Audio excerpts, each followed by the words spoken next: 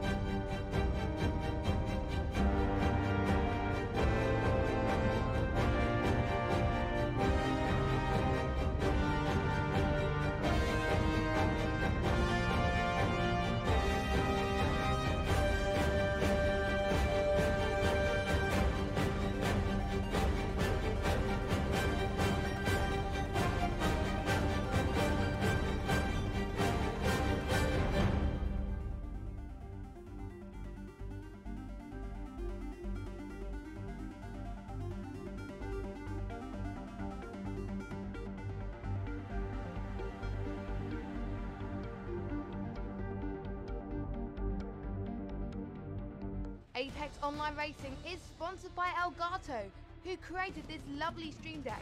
For more information about the Stream Deck, the link is in the description below.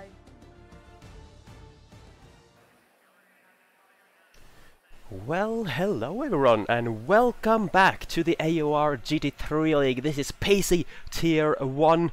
We are in Season 11. This is round 8 of Season 10. We're getting close to the end of the season.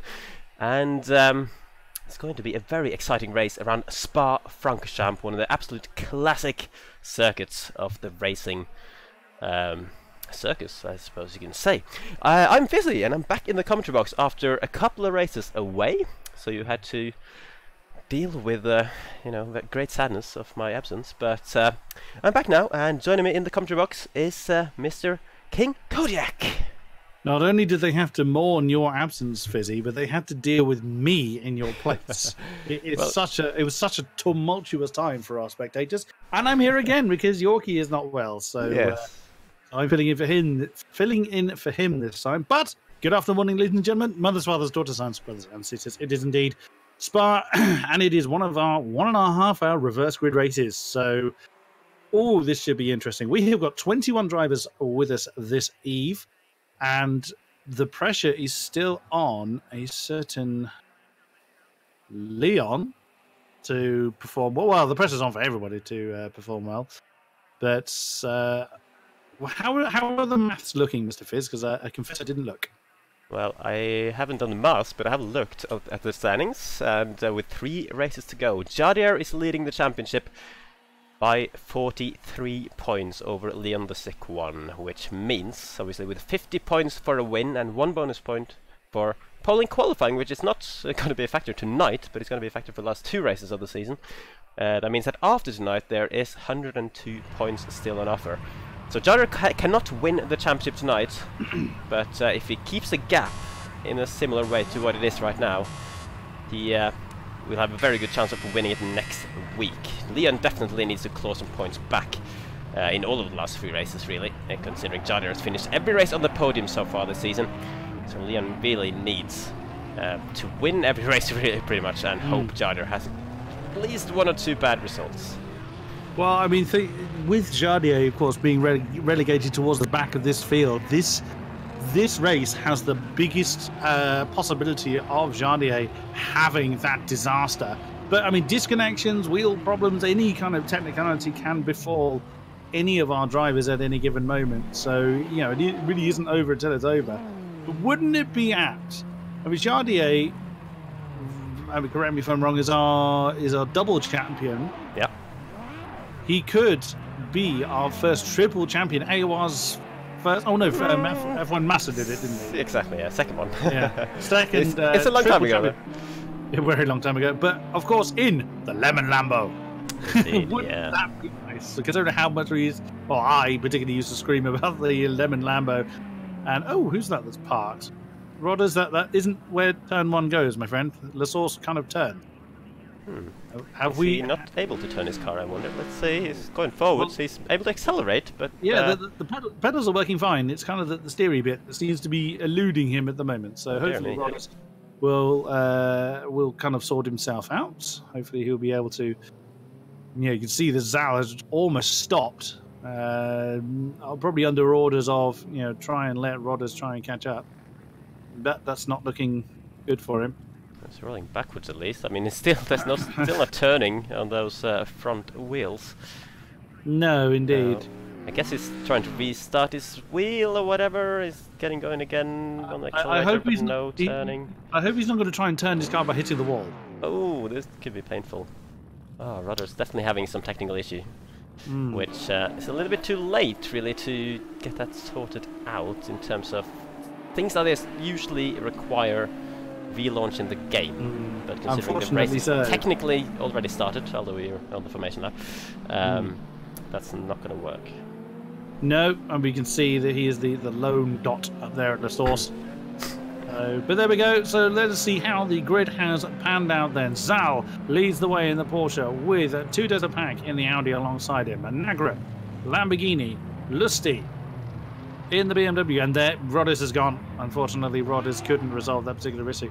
Shooter, BMW, Kamasuki, Lamborghini. They're actually getting quite a long way away from the camera at that particular moment. That's T-Mac, Lamborghini, CJB, Lambo, Typec, Lambo, Scott, Roaring Bentley, JK, I believe he's Audi. Yes, he's the weaving colourful Audi behind Scott. Bo, Mercedes, Villa Lobot, Z4, Aid, Lambo, cameraman keeping up, Dakuta, cameraman's getting even more lost. In the M6, Benizili, Lamborghini, Suomi is Lambo, I believe. Yep. Yes. Dalke, Lamborghini, Leon, Lamborghini, and of course Jardi. Not just a Lamborghini, but the Lemon Lamborghini. Indeed, yeah. This race is having a lot of the Lamborghinis at the back of the field, because we usually see a lot of them towards the front.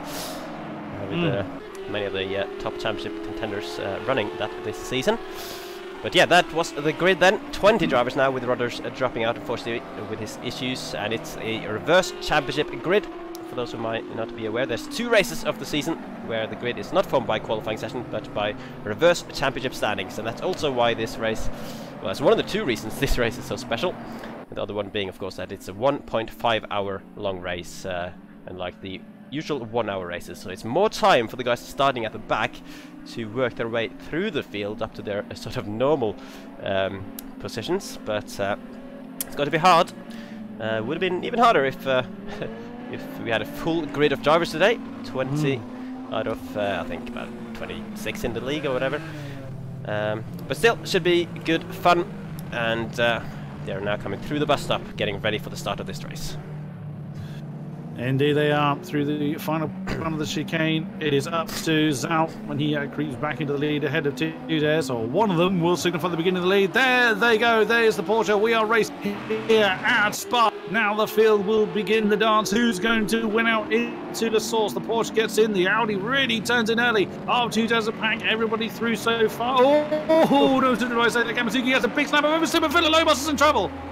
Oh, there's a car even more in trouble back there. One of the green Lamborghinis and Dacusa. It's Typek. Oh no, disaster then for the green Lamborghini. And Dacusa was caught up in that as well. Jardier seems to have got through it okay, but look at the state of Villalobos' BMW. There's a lot of that missing, and here's a long, long way to go before he gets that one into the pits. Back up front, Zal still fending off to Desabag and Lusty as they come into Lacon for the first time. 38 racing laps is what we have in front of us, and already disaster for Villalobos, Dacusa and Typek. Certainly, and it's a reasonable start for everyone else, it would seem, though, at least. Clean at the front, and a few side-by-sides going on in the mid-pack there. That is BMW, along with a Mercedes going through the corner. Before the corner, we know name. I can't even remember the name of that corner. That's Bruxelles. Bruxelles, indeed. And Shooter slotting in behind, leaving a lot of space at the apex there. Maybe thought he was still alongside the Mercedes, but that has given the opportunity to the Lamborghini of the Ace coming down the inside now of Pujon. Shooter still leaving a room on the inside, staying clean, and now getting under pressure from JK with Leon just behind him in 13th position. Leon having moved up very well in the start of this race, gained about 6 positions since the start, getting very close to the back of that Lamborghini. Now he's actually dropped down to 14th again with Dalking now ahead, and Shooter is still defending in that yellow BMW. Dalking right behind, but he can't go anywhere because there's side by side ahead of him with JK now going around the outside of Shooter, and Dalking following him. Very opportunistic there. Shooter losing positions hand over fist there, with Leon also shooting through in that green Lamborghini. Are we nearly going to see, if this track was a little bit wider here, we would have seen a 3 wide coming through, plunge him on, but that's not going to happen. That is Dalking slightly off the track as well, but he's going to have the inside line for the bus stop, and Leon looking to go up the inside as well of JK. Let's see if they can pull it off cleanly through the bus stop, getting very tight down there, but I think the roll men should sort themselves out. Indeed, and looks like everybody else has kind of made it through okay. I would imagine there's Typek. Oh, Typek chose to continue. That's interesting. There's just Dacusa and Villalobos that will then be our first due to damage. Sal continues to lead to Desert Pack and continues to lead Lust as they come back up. Rouge. Nicely done. Then everybody behaving themselves. But look at Scott. He's under all kinds of pressure from CJB. Wow, that's one of them. I think it was Nagran that was going very, very wide off the top of Radion, off the top of Rouge. I always get those two the wrong way around. And then coming into Lacombe off the Camel Straight is going to be the Lamborghini ahead, just about, although only just managed to complete the move. Scott then looking to try and get a cut back before Bruxelles. Doesn't quite manage to get it done. And that's Scott back down in the 5th. Look at the tail of the Bentley, just does not want to stick. That's Gamasuki as well. Nagran then coming side by side into Bruxelles, but just avoided contact there. And they carry on as they are. Side by side. Oh, there's actually a big contact, huge contact. Oh no, he's going to come back and collect the Bentley in a massive collision. What's going on there? Huge. Oh, don't do that. Good grief, that was nearly Chardier that was taken out there. But Chardier just managed. Well, the championship, but he's just avoided it. Absolutely. So that was CJB then. That is now, again, rather a slimmed down Lamborghini. That would have woken Chardier up. He's gotten ahead of Shooter, the yellow BMW, then falling into the back of the undamaged field. Scott, of course, caught up in that huge incident. He'll be is really struggling to get that fellow back to the pits. But on he will go nonetheless. Yeah. I'm wondering what happened in that incident, because it looked like there was a little bit of lag from CJB. Just at the moment where Scott hit him, like CJB cars just stopped slightly through the corner, went backwards into the Bentley. Yeah, obviously we just caught the end of it, just as I made the contact. It was a bit hard to see, but either way, it's gone badly wrong for both of those guys. And of course, CJB, very dangerous reverse onto the racing line, which luckily didn't take anyone else out. These are the kind of things that can happen, of course, in these reverse grid races. Suddenly Jardier just gets caught up in something that he cannot avoid, and that can have a massive impact on the championship. And now we're watching Dalking going down the inside of the Ace there, coming towards Rouge. Luckily for them, they've sorted themselves out before Rouge, and like those two cars ahead who just about does it as well. The red Lamborghini of Bo, no, that is that Gamisuke? No, I have no idea who that is. Nagram, I think, actually, and Gamisuke going side by side. Yeah, and behind them, Bo and Dalking now going side by side as well. Looking at the 4 wide, nearly. Oh, Dalking actually squeezed through the middle of all of them. Dalking scored past 3 cars on one straight. What a move by Dalking! My goodness, he must have just come. I mean, you talk about lick the stamp and send it. Good God, that was very, very brave. Oh no, that's trouble. That is Gamasuki that's in trouble. He's had issues. Oh, that's right in the middle of the track. But of course, if he moves, that means he could potentially go into someone's way, and he's managed to recover that one. Goodness me, that could have been far worse, but he's managed to get back underway. But that is not a happy Lamborghini. We're seeing quite a few incidents, but that's the nature of reverse grid racing, and that's Tudors side by side with out for the race lead, and Lucy looking to get involved in that particular battle as well. As they are now, that is that's Campus now coming through, heading down towards Stavolo. The Porsche just managed to hang on, but the Audi now, he's going to have the inside for the next 2 right-handers at Stavolo and at Paul Frey, and that is job done. That is Tudors in the lead. Great move in great racing side by side for these, but of course they've got a big pack of cars coming up behind them. Yeah, they got to run away now. There's no time for this battling, but Decibel clearly wanting to lead this race early on, and he's doing a good job of it, but he's given the slipstream, and the run off the corner back to Zal, who wants to lead straight back on the outside of Blanchard. But will he stay on track? Not quite. No. It's a little bit naughty. I think the game might have a word with him about that. He's slowing down. He's certainly braked a bit earlier than Tudesabak going into the corner, which means Tudesabak's going to hang on to the lead of the race. Zal trying to get a good exit, but he was a bit squirrely through the exit of the bus stop, and not as great as Tudesabak, who far onto the straight has nearly lost the car, seemingly, as Zal is trying to squeeze through on the inside, coming into turn 1, but there was no space at all for him there. So Zal slotting in behind, and Dalking now looking to join the party already, having started quite far down. He was, of course, 3rd from last at the start of this race, already up to 4th place. Meanwhile, Leon down in 8th, and Jardier still down in 13th position. So Dalking in prime position to win the race, but he has to go 3 cars ahead of him. Last lap, he passed 3 cars on this straight. Let's see if he can do it again.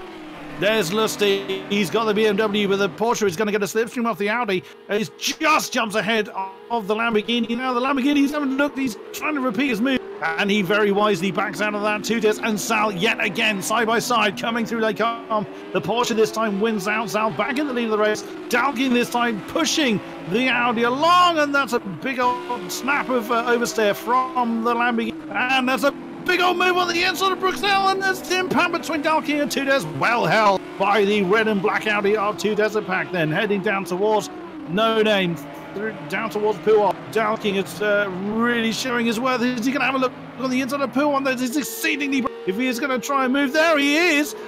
Oh, wow, that is very brave for the pair of them. Who's going to win out? Does the Audi have the pace to hang on then for the inside of the next corner? Still side by side. We saw Tudors and Zal doing this only a few laps ago. The Lamborghini's nose there. Oh, but there's a tiny touch, and again both of them save it. There goes a road bollard. Bo is now joining the back of this particular pack. Wow, brilliant move once again by Dalking. Brilliant stuff, and Dalking up to 2nd place now. Did you see, was there someone who hit the bollard back there? Because apparently hitting these bollards can be lethal for the cars. Getting damage, apparently. One of the drivers said that if you hit one of the bollards, you are guaranteed at least 10% front aero damage. Oh, ouch! Yeah, that's a lot. Quite. I don't know if it was exaggerating, but it certainly seems like bullets is something you don't want to hit if you can avoid it. Wow. So whoever had some touch with that might be struggling a little bit, as Nagram now under pressure coming into the bus stop from Leon the sick one. He was briefly down to 10th place earlier on this in his lap actually, after being 8th before, but now he's up to 7th all of a sudden, making that move on Nagram through the bus stop. Nice clean move for Leon there, but of course he needs to push on as well now, with Dalking being this far up in the race. If Leon wants to win, he needs to follow through, because Dalking has been right on the pace of Leon and Jardier so far this season, but he's not yet had a win actually, having had quite a few mistakes, a few incidents along the way as well. Maybe this is the one for Dalking, with his advantage now, maybe taking the lead at the end of this straight. Let's see, as he comes down the slipstream, pulling to... No! My goodness me, he's actually hit the back, as I don't think he was sure which way Zal was going to go there, but in the end he managed to grab the inside line for Lecomte, braking nicely, hitting the apex, and that is the lead for Dalking from third to last at the start of this race. He's now leading after a lap, on lap 6, with Zal dropping down to 2nd place. So he just now needs to get his head down, get the laps in, and try and get as big of an advantage as he possibly can before Leon potentially gets through into 2nd place and starts charging after him. Look at that, 5 different cars in the top 5 positions. Leader, Lamborghini, 2nd, Porsche, 3rd, Audi, 4th, Mercedes, and 5th, BMW. Then you've got another pair of Lambos behind. That is Leon and ADA. So you have a pack of Lambos there. Actually, ADA's Leon, there's Suwon. That is being chased by Nagram, T-Mac, and Jardier. Jardier is pretty much just mind his own business and wait for everyone else to fall off. He's up to 11th, but then he doesn't have to push very hard. He's got that points advantage. He pretty much park and not worry about it for the rest of the championship, because of course he won't do that. That is not the nature of anyone in the top tier, but he's not under any immediate pressure to do well. He doesn't have to do anything risky, and of course if he really tries to throw it up the inside, make an unreasonable move, he risks just kind of burying it in the sand. So Jardier can just kind of keep the pressure on and wait for the mistakes to happen. But look at the lead that Dalking's gone for himself already. It's already over 2nd, and that's Bo on the back of 2 Desert Pack. Is the Mercedes going to try and move on the Audi into the bus stop? Let's have a look. No, he opts for the safer move, but Dalking is on an absolute charge. We've got 3 people with penalties on the board so far. I think all of them are track limit penalties. Let's have a quick look. Aid with 2, Kamasuki with 1, and CJB with 3. So yeah, people are struggling a little bit with keeping the cars on straight and narrow, but we've seen some very, very slippery cars. The ADA's now again side by side with Lee. That's the bright green Lambo has gone up to 6th position now. He's got Lustig already ahead, who is on the back of the Mercedes. So Bo trying to get after 2 Desert Pack has put Lustig on his case now, coming through. Oru's over Radion, keeping nice. It's so easy to throw it off into the barrier. Just one wrong move, and you are in for a world of hurt. And the Mercedes feeling the need to defend. They are gaining on the Audi. This could be interesting coming into Lake. Who's going to blink first? Side by side again, the Mercedes and the BMW. Lustig's still in there. Well driven by the pair of them, no impact, but the Mercedes hangs on to 5th. And there is Leon, ready to do battle again. Everyone rally crossing through the last part of Lake. And the Mercedes looking to try and get on the inside of Bo, this time at Brookesdale. Now Leon's getting involved. He's got on board with the Lamborghini. Oh, and he had to be very careful. He didn't pile into the back of the M6, but carries on. No damage as yet, but wow, that is amazing driving by all of them. Yeah, fantastic battling. We're seeing some really good action here in the first few laps, and these guys are keeping it clean at the moment, which is good to see. Leon, he is staying patient for the time being, but he's probably not too patient, as he knows. You would think that Dalking's gotten into the lead of the race. Oh, and that is the defensive move from Lustig on the inside, going into the chicane. So Leon has nowhere to go really, just has to stay behind. He'll probably try and line up a good exit out of that corner coming up here and get it run through the fast right-hander to potentially be side by side through Blanchimon. We've seen a few moves through there already in this race. So let's see if he can get the run coming up the hill on a pretty narrow part of the track, but it will be an overtaking opportunity.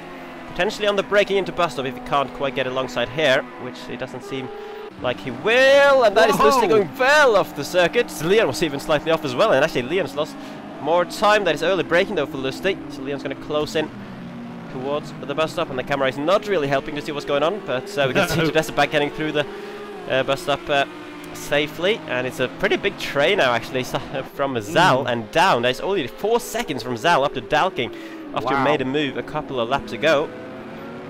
So Leon has a lot of work to do ahead of him. Still 4 cars sitting right there that he needs to get through before he can start thinking about even trying to get after Dalking. That train goes all the way back to T-Mac in 10. Look at them all streaming up Eau Rouge.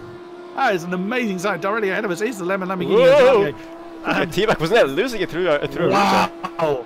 I mean, that's a pretty flat-out section anyway. You just got to navigate it properly, but to add difficulty, do it sideways. Wow, that's a brave move from Team. But Jardier is just very much minding his own business, unless, of course, he has sustained damage that we don't know about. But he's keeping decent pace. He's actually quicker last time around than everybody ahead of him, with the exception of Dalking. But Dalking maximising his opportunity to get off into the distance. And that's Lusty and Bo side by side. Oh, come on, camera, keep it up for God's sake. Whoa, that was very brave from the BMW, and Bo is under pressure from Leon, but Leon just backs out of that, remains in 6th position. The Lambo then trying to do something about the Mercedes ahead, and Aid is now right there as well. He's bringing Suomi and Jardier with him. Goodness me, it's impossible to know where to look. It certainly is, and sideways for Leon as he comes out of Puan, but he's actually got to run if he can nail the braking zone. A little bit of door banging even to give A the Ace an opportunity to get back at him, but that is not going to work. But Leon, yeah, certainly, Bo is defending well, and Leon is having a much harder time than he certainly would have liked to get through this train. We're just stuck in the middle of it at the moment, and you can see Jardier now, having got up to 9th place, is in the similar situation. A couple of more cars for him to pass, with the Ace under pressure from Suomi, closing slightly, coming towards Blanchimon. It's not going to be any side-by-side through air on this occasion, but potentially a move on the brakes into the bus stop. That is Suomi getting very close. Jardier slightly off the track as well, backing out of it though to not gain advantage from having done that. Braking nice and early just to be safe. As Suomi goes for the inside, very deep on the brakes, and that is actually Leon making the moves well ahead of them. So the bus stop being used for overtaking. That is Bo though getting back at Leon. He will have the inside line. The Mercedes having good straight line speed as well, coming down the main straight. Will Leon be brave enough on the brakes? And it looks like he's trying to get around the outside, and that will be. Will it be moved on? Let's see. They're still side by side, and that is finally Leon ahead of the Mercedes. A bit of a great fight, and look at Jardier still stuck behind the battle of A the Ace now as the swap positions. Suomi now ahead going up Eau Rouge, but that might not be the best place for him to be, because ADS will get a good run unless he actually had a pretty loose car going up the hill there, and that will instead give Jardier the chance to move up to P8. And that's Leon and Bo swapping position again. The Mercedes nosing ahead of the Lamborghini. He's going to have the outside coming through. They come, but he can get the move very nicely done. I didn't think it was alongside, but the Lamborghini keeping himself very much in contention. Leon has not had it his own way, as you can quite clearly see. Zal and Tudesa back further down the road are actually in a battle, but at the moment I'm keeping an eye on this. What a big move from Leon! Eyes on the inside of Bruxelles. Wow, he had a lot of confidence that he could get the car turned in, but also that Bo wouldn't turn in on him. That was a great move, and straight away Suomi now is keeping the pressure on the Mercedes. You've got Jardier that is right under the rear wing of ADAs, directly behind them. And T-Mac is not far off the back of them either. T-Mac now, well, again, T-Mac's got a great for everybody. And wow, Suomi's Lambo getting very sideways again. So much drifting action going on today. I really didn't expect for Spa, but there we go. I'm not a GT3 racer, so that may be more expected than it should be. Further up the field, these two still in battle as Zal, the Porsche, ahead of Tudesa back. They've been fighting all race long. 4.5 seconds is Dalking's lead. Then you've got this group of guys. You've got Lusty, the M6 just behind. Then Leon is now finally ahead of the Mercedes in that pack of cars that we've been looking at. Suomi on the back of Bo. He could have a think about it on the inside heading into the bus stop. There you see the Jardier and T-Mac lining up behind them. Who's going to be brave on the brakes? No one at the moment. Everybody kind of minding their own business and keeping their cars good and true. But this battle has got a lot of legs left on it yet. Indeed. Jardier still stuck in P9, just watching on as these guys are battling ahead of him. But that is Bo now under pressure from Suomi, having finally lost that battle against Leon. He's now going to focus on Suomi, ADS and Jardy are all coming up behind in their Lamborghinis. Going up through Arouge. Oh yeah, sliding again for these guys. I think there's some very loose setups going on, some low downforce on these cars, as you would expect really for Spa with these long straights. And that is probably part of the reason why we're seeing a lot of sliding around. And now going into the braking zone for Lecombe. Bo's on the inside, but that is later, and John has dived up on ADAs. A little bit of a surprise move there, potentially. And that is 8th place for the championship leader. And he's going to go straight in the attack, and Bo actually, Leon spent laps getting through this Mercedes. John has gone straight up the inside, where at the same place where Leon finally managed to make his move stick. Bo's trying to hang on in there, but Jardier has got too good of a drive out of the corner, and that is the move done for Jardier much quicker than what Leon managed on the Mercedes, which is going to be very good for him, as he only now got one car in Suomi between himself and his championship rival. Speaking of, there is Leon, and that pack's beginning to condense again. That's Zout who does it back, Lusty and Leon. So Porsche, Audi, BMW and Lamborghini looking to resume their particular fight. Then Leon, of course, looking to continue to climb up the order. 5 seconds is now Dalton's lead out there in the Lamborghini. There is the other pink and white one of Suomi. He's got Jardier all over his tail. This is never a comfortable position for anybody, to be fair, with Jardier. Again, looking for T-Mac's car in 10th position. That's how that particular pack has spread out there. So Bo now in 8th position behind Jardier. Jardier looking to keep the pressure on Suomi now and again, just like he's been doing all race long. It's he's just kind of keeping the pressure. He's not making any particular moves, unlike Leon and Suomi. Lusty, I beg your pardon. They were side by side coming through the bus stop. Then the green Lamborghini looking to get on with the job. Is he going to have a look on the inside of La Source? He's lined himself up for it. Oh, he couldn't get close. Very, very close indeed. As Benazini brings his car into the pit. Quite a few people towards the tail of the field have been either chosen to or have been forced to the pits, so has obviously broken up the tail of the field. But Leon then is not wanting to lose any time behind the BMW. He's going to have a great run off the exit of Eau Rouge of the BMW. Yeah, he's backed out of that. Oh, wow. Suddenly jumps back on track. Jardier is now ahead of Suomi. Going to pick up. Surely for... that's going to hurt, because that's a big queue of cars. Look at that. There goes Jardier. There goes Suomi. Manages to jump back ahead of Bo. Oh, no, Bo's going to go alongside him into Lecombe once again, side by side. This time the BMW on the Mercedes, and that surely is going to be job done for Bo. He's going to have the next two Ryandas list. He's not letting that one go. There's AD8 and Team getting involved as well. Who's going to be last of the late breakers? Lucy's hanging on in there. Can he hang on the inside of No? He's still there. That's great effort there from the MC. And still Bo is nose ahead just about. And then AD8's getting involved in that particular battle as well. Oh, he had to back out of it. He got boxed in between them. So the BMW has to slot right behind them. Oh, that was a big old slide. That was, I think, more than AD8 was anticipating. Well, great effort then from Bo to fend off the Mercedes. And there's T-Mac looking to do something on the back of AD8 as well. Coming into campus, but has got to remain where he is.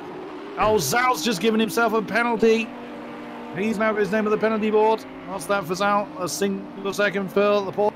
It's Suomi, Jardier and Leon are in short succession as well. That is not what Leon wanted to see. He wanted to try and get further up the field before the Lambo got on his tail, and we've lost CJB. CJB has retired from the race. A great shame that he, of course, had that huge incident at quite a laps ago at the no-name corner. Yeah, shame for him. And now we are following still Leon's progress up through this train. His next potential victim will be Tedesca Pack, who's trying to defend his podium position as he stands on the inside of turn 1. They're going to get very close. Leon just leaving exactly the amount of room he needs for that Audi to fit through, and he's gotten a good drive as well, so that is moved on, unless actually Tedesca Pack can copy what Bo did a few laps ago when he repassed him after Arouge. He needs to get a good run though, and then not get too squirrely through through the corner. Suomi now following, trying to just hang on to the back of Jadier, who is now up to 5th position. And you can see Thrustmaster trying to grab as much slipstream as possible on Leon, but Lamborghini is going to be far enough ahead to stay in P3. So that is the 2nd place man in the championship, up to 3rd in the race already. Jadier, the championship leader, up to 5th. We're now watching Lustius drop down to 10th after that slowdown incident he had at the top of Arouge at the back of a battle between ADAs. I feel like he has been in 8th place for absolute ages now. As much as has been going on around him, but ADAs just consistently staying in 8th place, it seems. Yeah. And now has T-Mac for company in one of the other Lamborghinis. So it's still a few battles to sort out, but you can see that this field is just slightly starting to spread out in a few places. Certainly not around Jadier Joe, who is pressuring Thrustmaster. Wants to follow his championship rival through as quickly as possible, but this is not really a normal overtaking opportunity. So you can see Jadier trying to get a cutback line through every single corner, and that is Thrustmaster defending. Jadier still taking the defensive line, even though he's actually on the offense. Thrustmaster again through the right-handed defending. So Jadier needs to get the run going down the straight. Hopefully for him, he's got a little bit less downforce in his setup, and he's got a little bit of slipstream as well to help him out. He's got his nose now alongside the Audi going down the straight. He's way faster. Suomi flying in from the back of them as well. A little bit of lag there potentially as Thrustmaster just bangs into the side of him, forcing Suomi to slow down completely from that. It was too scary going side by side through Blanchimont with that kind of lag going on. And I think there's a little bit of... I have to apologize. I think my internet is having a slightly temperamental evening because I'm seeing the cars sort of jumping around slightly from time to time. So I have to apologize for that. But we can see now Lusty going into the pits. I don't know for you, did Lusty have a lot of damage? Because for me he does, but I feel like that also might be lag. I feel so on your side because he's absolutely clean my side. Suomi and Tudez side by side as well. The Audi valiantly trying to keep Jadier behind him, but to no avail as the champion leader has flown through. Here comes Leon on the back of the Porsche. Zal has got no answer for that at all. The camel straight just too long, the slipstream too great. And through into 2nd then is the bright green Lamborghini, and Suomi trying an outside move on to the Audi of Thrustmaster, goes up into 5th place. That's 2 positions in about half a dozen corners then for Tudez. But that is the nature of the beast, unfortunately. When you are in the reverse grid situation, you will, of course, have fast cars behind you. So Tudez, again, to be fair, all of our drivers in this tier are amazing at what they do. But there's different levels. It's like there's different levels of equal. There's some more equal than others. But Jadier, again, not wasting any time. He may not have forced the move, but he's not losing any opportunity to get onto his next victim. And that is Zal in the Porsche. He's going to dive on the inside of the campus. Zal let that one go. Zal backed out of that.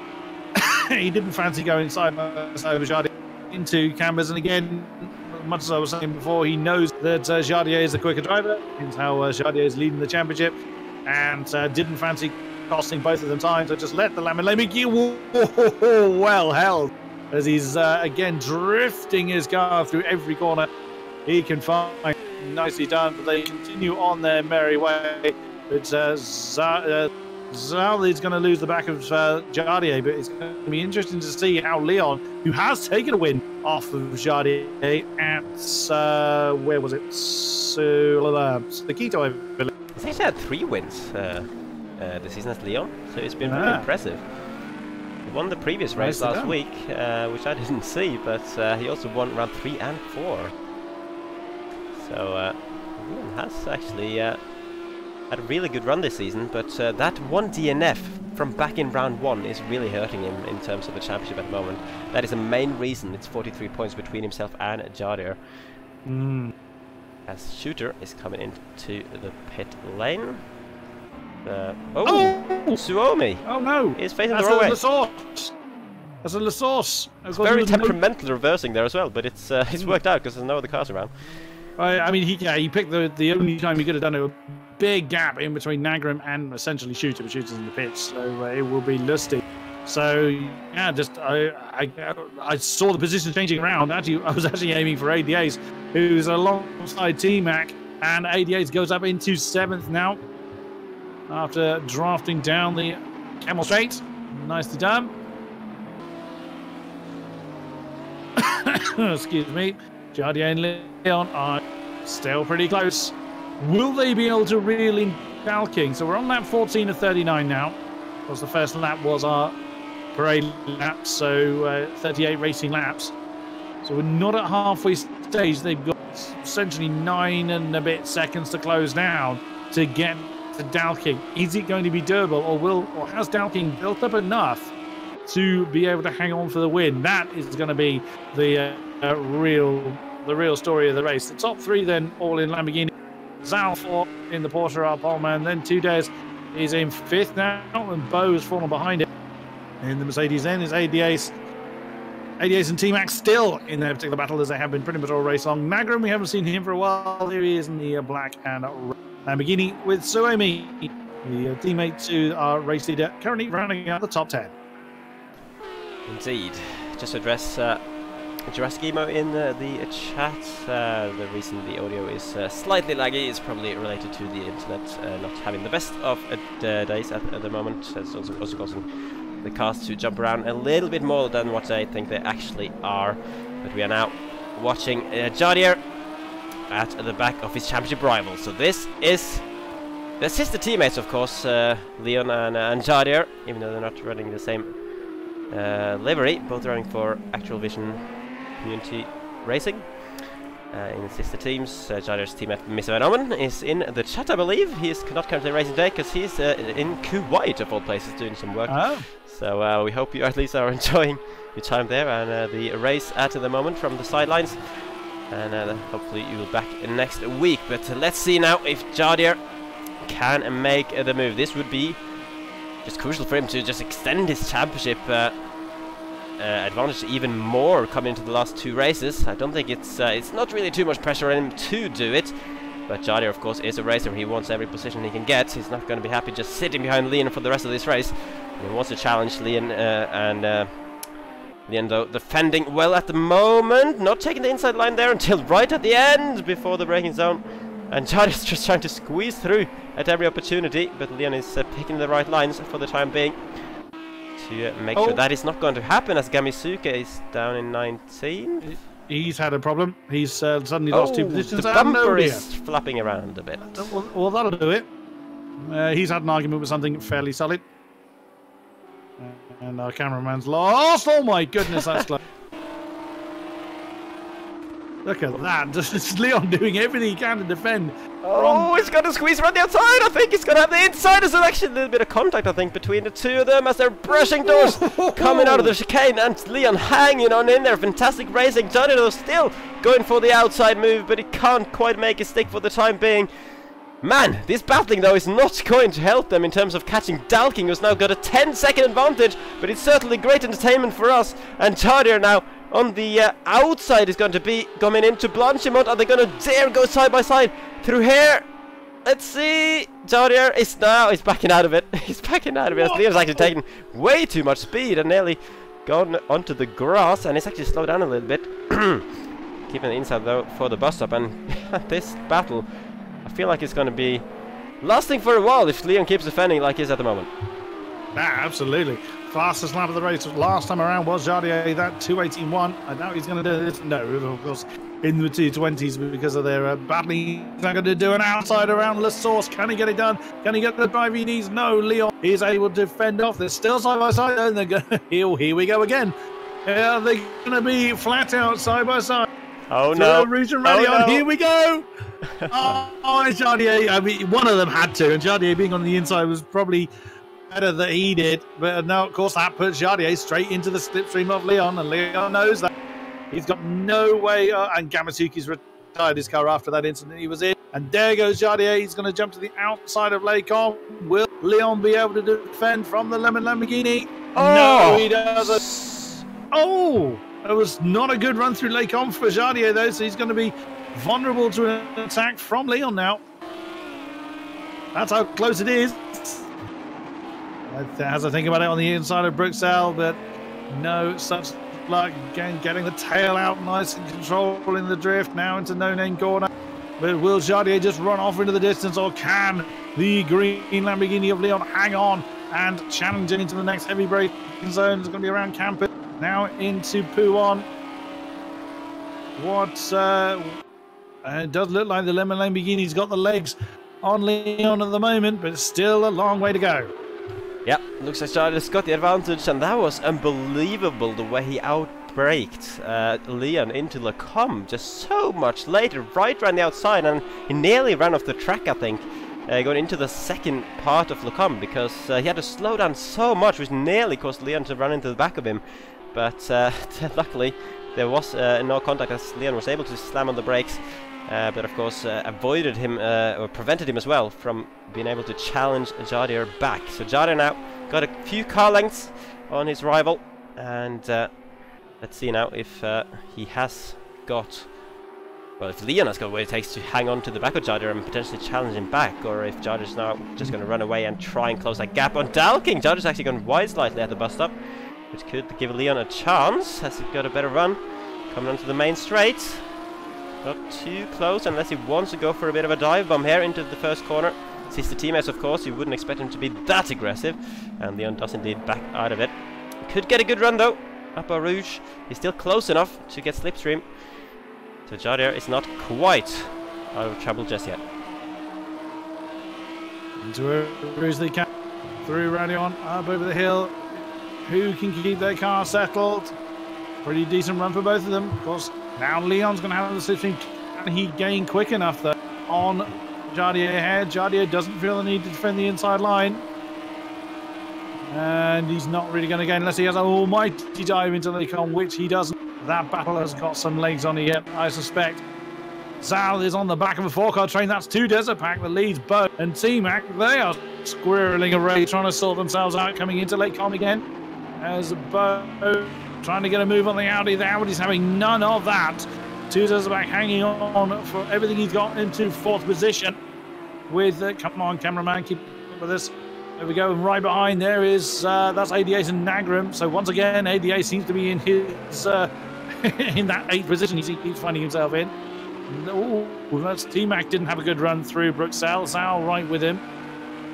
So there is fighting still to be had throughout the pack. Of course, we've concentrated mainly on Jardier and Leon. Jardier looks like he's gone ahead of Leon and just gone. That's about 6/10 between them.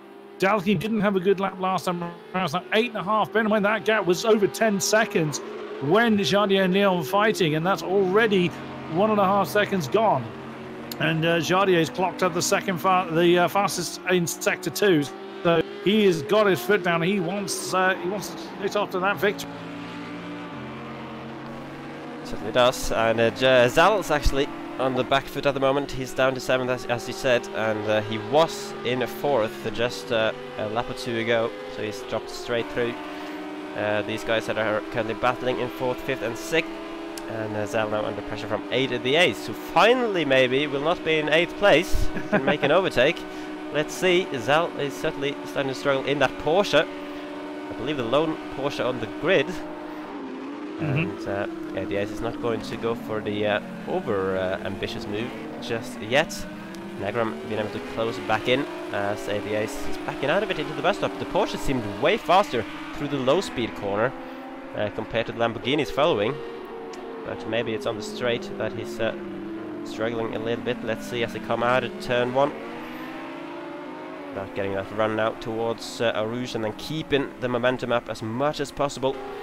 Going up the hill through that very tricky Eau Rouge and Radion complex, of course, which is way harder in these type of cars compared to say F1 cars, where you can easily go flat. Here you at least have a bit of a challenge to keep it as fast as possible. And T-Mac's in trouble. Yeah, he must have had a slowdown penalty. Must have been off the track by quite a margin at the top of Eau Rouge, like we saw one of their drivers do earlier in the race as well. So it's dropped in 3 positions as AVA is struggling with the grip through Lacombe.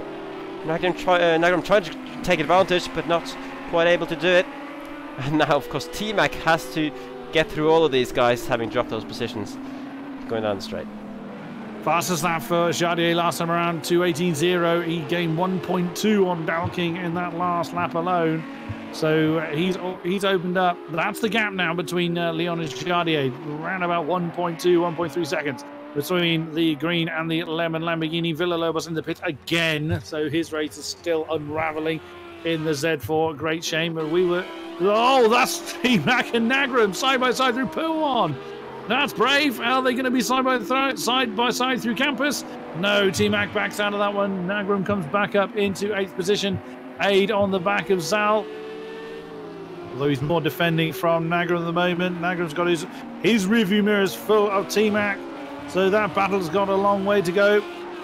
Further down the field, D'Couza and Lusty are in a battle, the battle of the Beemers. A little bit of damage on the front of D'Couza's car. They come through Pouan, so Lusty was, of course, towards the sharper end of the field early on. And Benazili and Shooter, we haven't seen them for a while. They continue to battle for 13th position. Oh, wow, the Lamborghini much quicker through Pouan. Nearly pushing the yellow BMW through, and Shooter pretty much let that one go. Benazili up to 13th place, but I want to keep an eye on this battle. This is Aid the Ace. Sorry, Zal, Aid the Ace, Nagram and T-Mac 6, 7, 8, and 9. And actually not too far ahead. You can see Bo and 2 Desert Pack. There's not a great deal of gap between the Porsche and the Merc. So that battle is essentially 4th to 9th. Yeah, it's very true. So this was certainly a very close one. That's going to provide the entertainment, I think, for the next few laps, as the top 3 are now sort of in their own little world up there. And Jardier just trying to close down Dalking. Whoa, Zal! Zal is trying to get up a rouge, and he just about managed to do it, but he's lost a lot of speed coming down the straight now. And the Ace, he's not only not in 8th anymore, he's actually in 6th now. He's gained 2 positions in quick succession, as that is Nagram going through the inside of actually defending from T-Mac there, as he was ahead before as well. So that is good defense from him to keep T-Mac at the back of the train. I wonder if ADS now has the pace to pull away from the train, or if this just will keep stacking up with ADS at the front of it. Let's see. Coming through No Name now. It's basically, like Diogo says in the chat, a Hurricane Cup. Certainly this Porsche must feel like it at the moment, just surrounded by Lamborghinis. So he's going very wide as well. It's so easy to do, and when I've driven at Spa, it's happened to me many times flying off the road at Pouan. You just get the approach wrong and you fly off the road, and he feels really clumsy as well. Zal, yeah, exactly as you say, that's what seems to be Zal's strong in the slower corners. Unfortunately, there's not many of them here at Spa, so the setup Zal has would work well for someone like Sakito. But sadly he's not doing him too many favours here, but he's hanging on to the back of Aid the Ace as they come through Stavolo, heading up towards Blanchimont. Wow, he's not letting that. He's pushing the Lamborghini through. He is hanging on as best he can now through the second battle of Blanchimont. There up ahead you can see Bo and Tudez still in their battle for 4th position. That Zal's going to have to look on the inside. Can he slow the car down? That camera's useless. He does. That was a move for Zal, and he's in the... Oh, that's in the pit for Zal. That was looking good for a while, but he's brought his car in because there is a mandatory pit stop, as with all of our GT3 races. So it's up to the driver when they serve it. So that's going to put Zal, of course, quite a way down from that particular battle. So T-Mac now elevated 8th, Nagram 7th, 88 6th. There is Suomi, who was up in 9th, but once again, it's T-Mac and Nagram. Now can 88. Oh, T-Mac backs out of that. He didn't fancy trying to move into a route, and I don't blame him either at that pace. Whoa, come on, get it under control, which he does. Here we go. We've seen these two side by side quite a number of laps already. Another 1.1 second taken out of the lead. Jardier on Dalking. And here comes T-Mac on the outside of Lacon once again. How's it going to pan out this time? Oh, and Nagram got out of sorts and he's off the road. Nearly thrown into the wall there. And that's Suomi is now starting to get in range of Nagram as well. So Suomi's kind of been minding his own business back there. He's been gaining time whilst the others have been fighting ahead of him. I'm looking at the lap times and thinking, good lord, the pace from Jardier once again, absolutely class of one. That's what it's been for several seasons now, really, from Jardier. but they still have to pit yet. You can pit up to the penultimate lap, so they don't have to do it they don't have to do it at any particular time. It's not like they're going to be worn down on tyres or any some such. Just people will be getting their pit stops out of the way. But we have seen people disqualifying for pitting too late before, although the rule was changed since that happened, admittedly. Yeah. So the lead person having pitted at the moment is Lusty, I believe, in 10th position. There's quite a gap from 9th down to 10th of 25 seconds. So I feel like that's sort of the pit stop gap we can see there.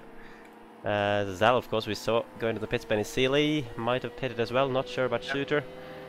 Yeah, we did see him as well. So yeah, I think everyone from 10th down has been into the pits at least once, of course, which means they don't have to do it again. Everyone in the top 9 will have to pit at some point before the end of this race. But of course, with the Zal, I was just gonna say, with Zal out of this train, who just got Suomi joining you to make it a 4-way train again. But then Nagram goes into the pit lane to stop that from happening. So let's see then. It'll be interesting to see where Nagram comes out relative to Zal, because those were the guys who were close together. I assume there's going to be a little bit of fuel being added on a race of an hour and a half as well. I wouldn't have thought so. They'll have enough fuel in the... I forget what they started with. I think they started with 100 odd litres. As we're over halfway and they're roughly half. They might take a little bit on, just a bit of an insurance policy, but they won't be pushing the tank too hard, I would have thought. Yeah, certainly knows those guys running in the slipstream behind someone with a bit of fuel saving. Mind you saying that Nagram did take on fuel. There's no way he has 77 left, so yeah, exactly. Everyone around him's got around. Those that haven't pitted probably around about 45 or so. It feels like quite a long way for a tank to go an hour and a half. Of course, we know they can easily do an hour. I'm not driven these cars of this for a long time to know exactly the size of these tanks and how long they go. So anyone in the chat who are wiser than me on that can, of course, let me know. Either way, it doesn't really matter too much if everyone has to add some fuel. Anyway, so Nagram is out of the pits and he is behind Zal by a fair margin, 7 seconds. And he's behind Shooter and Benazili as well.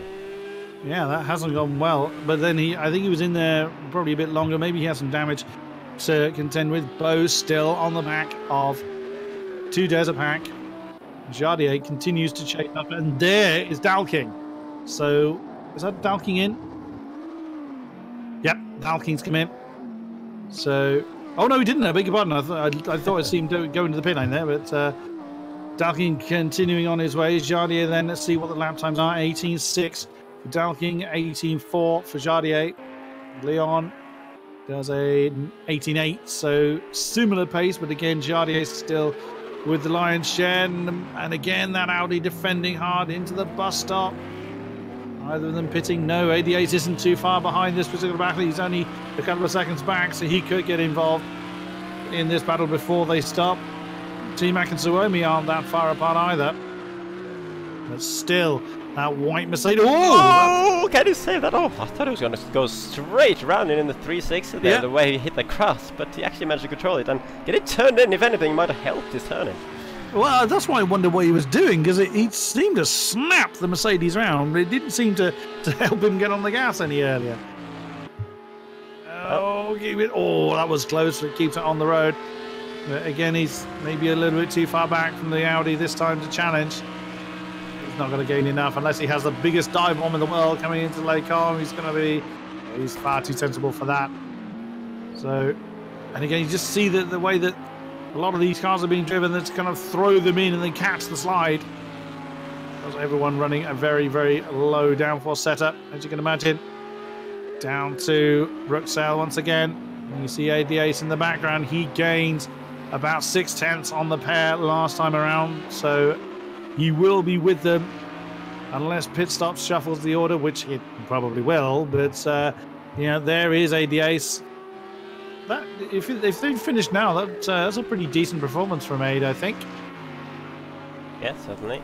AD Ace looking good in the race so far. It would have been his second best performance of the season, finishing in P6. He's got a 4th place from round 2, but apart from that, 7th. It's been his best race finish, so ADA is doing a good job as it stands. Still looking for his first podium though in the PC League, of course, is a champion in the past on the Xbox side. But Spa-Francorchamps won. But he's not quite reached those heights so far on his PC journey. But of course, here comes Bo. Here comes Bo indeed. On the back of the desert pack. Gonna wait to challenge until after Blanchimont. Potentially on the brakes. The Audi gaining speed through the fast left-hander. Which means Bo might have to be a little bit more patient still. Wow, the Audi's spinning up his wheels to get through the rest up as quick as he can. With watching the the throttle input from Bo, and he was quite conservative coming through Blanchimont, so he didn't want to gain on the Audi at the wrong time, essentially. So Bo playing the playing the patience game. And there's AD Ace, you just saw he's gained another 5/10 indeed. So AD Ace is also T-Mac gained 4/10 on him, and Suomi 4/10 on T-Mac. So that pack could well condense as well. That pack of three Lambos rather.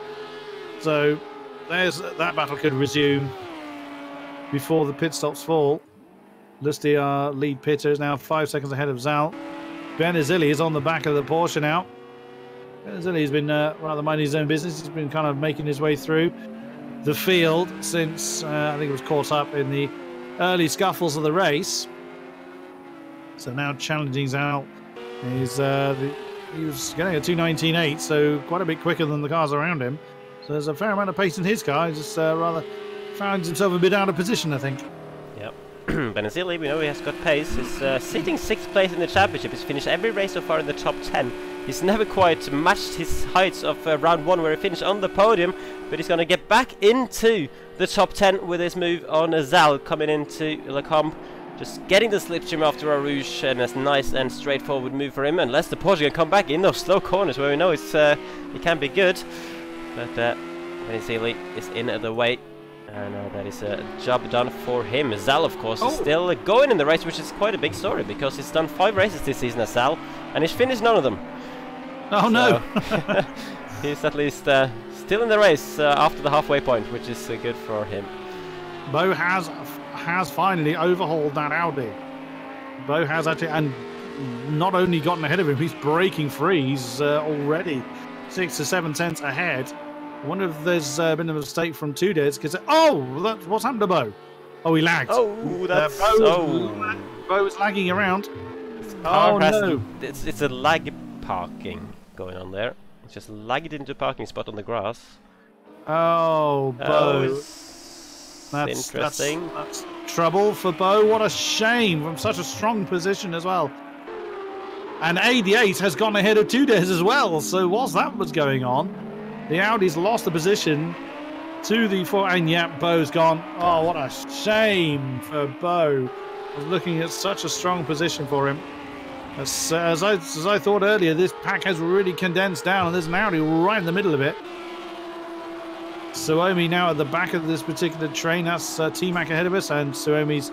Oh, I thought it was Suomi backing off. It was T-Mac, rather. I'm muddling up several people's names. So, yeah, T-Mac having to back off there. Allows Suomi through into 6th position. Can the Audi hang on to the back of the Lambo ahead? We will see. But T-Mac not wasting any time and hanging on to the back of the white and pink Lambo. And Bo's in the chat. Oh, no, unbelievable. What a great shame for you, sir.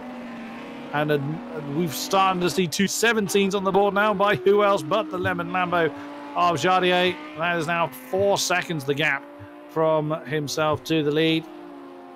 So he's really pressing on.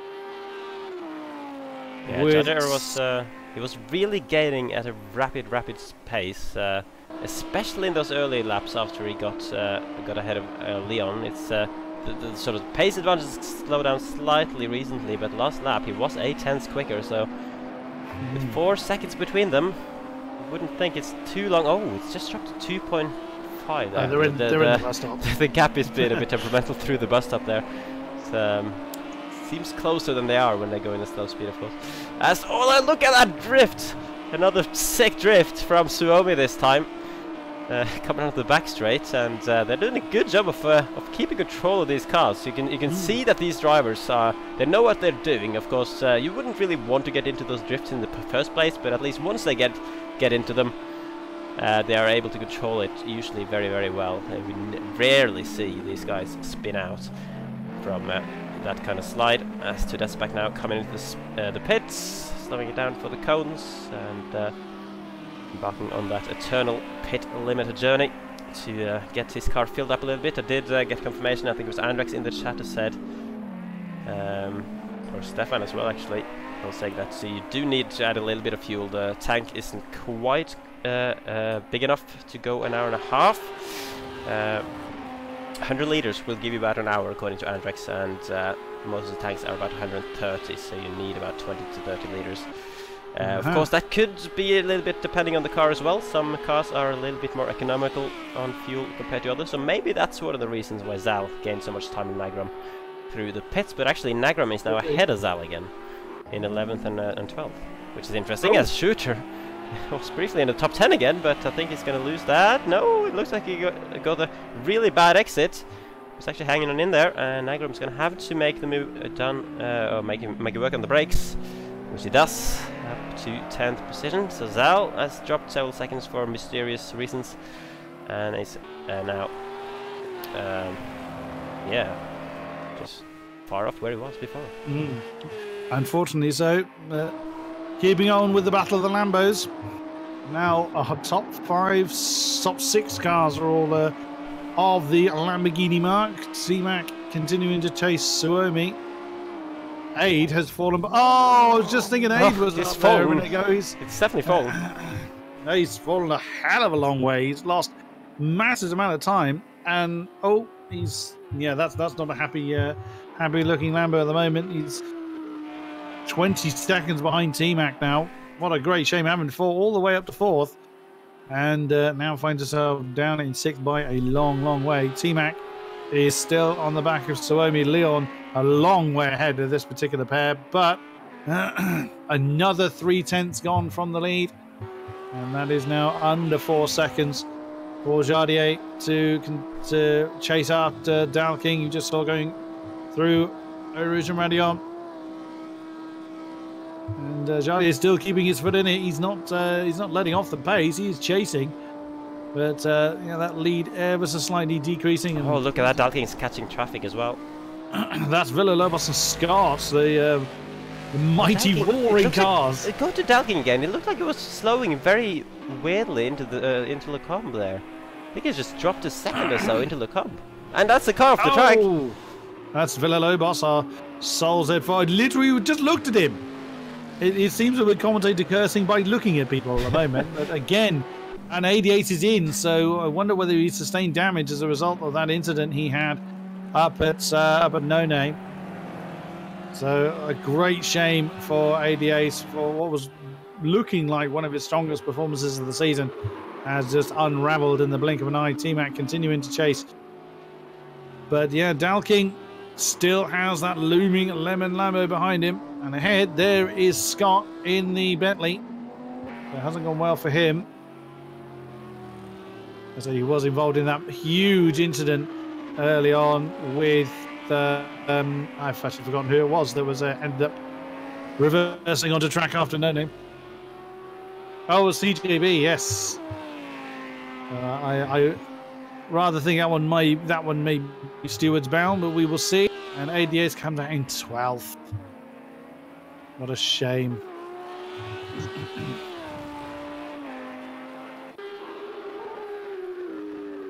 Team Matt's got his windscreen wipers going.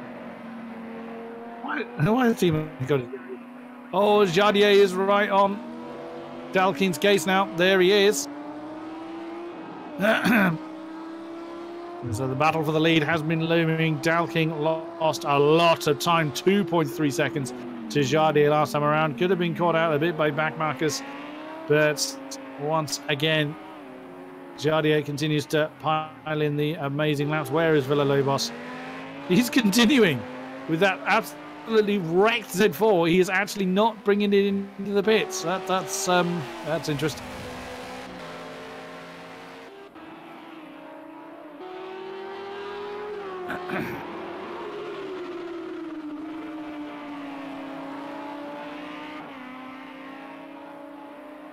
Oh, Tudor's lost 8 seconds that lap, so he's had trouble. Wonder what's happened to Tudor's. Is there any damage on his Audi? Doesn't look like it. The car looks fairly clean, so he's just made a mistake somewhere. That's put Benazili on his case. But yeah, Jardier is getting into position to attack Dalking. There's Scott in the Bentley, who recently got himself a penalty. Let's have a look at the penalty count. Benazili with 1. Zal with 2, the Ace with 2, JK with 1, Scott and Villalobos with 1.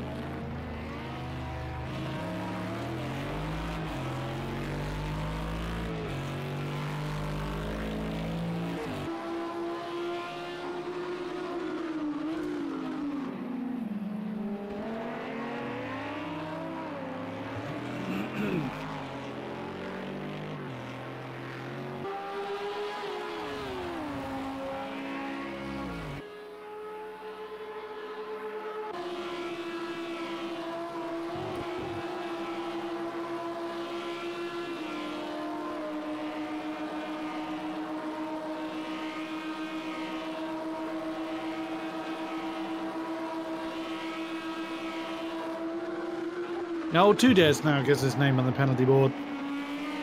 As his just popped up. What's he giving himself? Oh, 1 second for the Audi.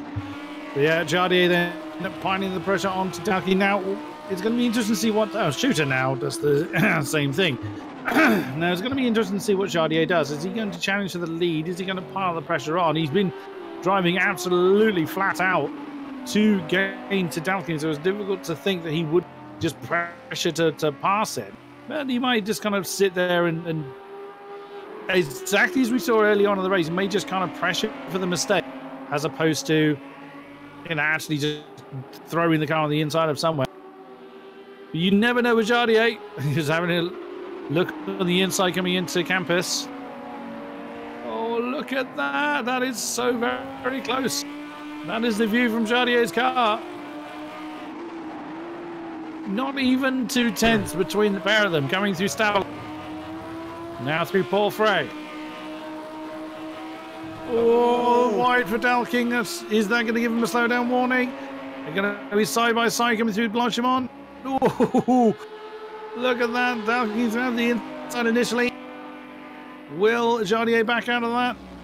He sort of breaks a little bit earlier. He rather had to. Now, how are they going to navigate the bus stop? Dalkey stays very hard to the inside line. And Jardier goes to the outside. Oh, he's gone for it. The bus.